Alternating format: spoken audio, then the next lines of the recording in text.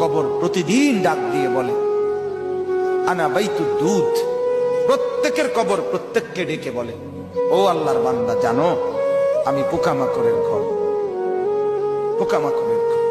তুমি তো সেই বান্দা যে একটা মশা কানের পাশ দিয়ে উড়ে গেলে তোমার ঘুম বন্ধ হয়ে যায়, চোখ মিলে যায়। একটা মশার গুনগুন আওয়াজ সহ্য করতে পারো না। একবার কয়েল, একবার অ্যারোসল, একবার মশারি, এরপরেও তুমি চাও যে একটা মশাও যেন আমার কানের কাছে গুনগুন না করে। তো 5 ঘন্টার ঘুমের জন্য, 6 ঘন্টার ঘুমের জন্য বান্দা এই যত্ন নিলা, অনন্তকাল কিংবা বছরের পর বছর কবরের যে ঘুম দিবা, পড়ে থাকবা সেই ঘরে, পোকা মাকড়ের ঘর, সেই ঘরে তুমি ঘুমাইবা কেমনে, থাকবা?